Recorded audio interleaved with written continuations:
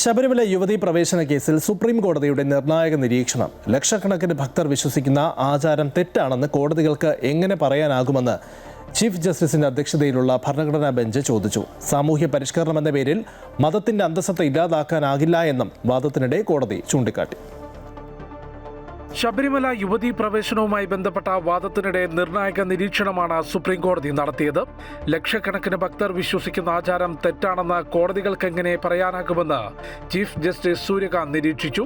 9-അംഗ ഭരണഘടനാ ബെഞ്ചിനു മുൻപിൽ തിരുവിതാംകൂർ ദേവസ്വം ബോർഡിനായി മുതിർന്ന അഭിഭാഷകൻ മനു അഭിഷേക് സിംഗ്വിയുടെ വാദത്തിനിടെയാണ് കോടതിയുടെ നിരീക്ഷണം.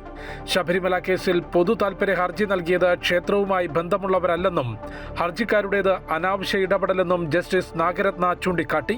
ഇതിനോട് യോജിച്ചാണ് ചീഫ് ജസ്റ്റിസ് സൂര്യകാന്ത് ലക്ഷക്കണക്കിന് ഭക്തർ വിശ്വസിക്കുന്ന ആചാരം തെറ്റാണെന്ന് കോടതികൾക്ക് എങ്ങനെ വിധിക്കാനാകുമെന്ന ചോദ്യമുയരുമെന്ന് നിരീക്ഷിച്ചത്. അവിശ്വാസികളുടെ ഹർജിയിലാണ് ശബരിമല യുവതീ പ്രവേശന വിധിയെന്ന് ജസ്റ്റിസ് നാഗരത്ന വീണ്ടും വിമർശിച്ചു. സാമൂഹിക പരിഷ്കരണം എന്ന പേരിൽ മതത്തിന്റെ അന്തസ്സത്ത ഇല്ലാതാക്കാനാകില്ലെന്നും ജസ്റ്റിസ് നാഗരത്ന ചൂണ്ടിക്കാട്ടി. കേസിൽ NSS ഉന്നയിച്ച വാദത്തിനെതിരെ ദേവസ്വം ബോർഡ് കോടതിയിൽ നിലപാട് വ്യക്തമാക്കി. ക്ഷേത്രത്തിൽ ആര് പ്രവേശിക്കണമെന്ന് ആ മതവിഭാഗമാണ് തീരുമാനിക്കേണ്ടതെന്നായിരുന്നു NSS വാദം. ജാതി, വർഗം എന്നിവയുടെ അടിസ്ഥാനത്തിലുള്ള വിലക്ക് അംഗീകരിക്കാനാകില്ലെന്ന് ദേവസ്വം ബോർഡ് വ്യക്തമാക്കി.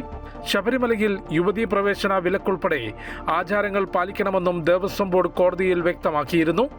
അമൃത ന്യൂസ്, ന്യൂഡൽഹി.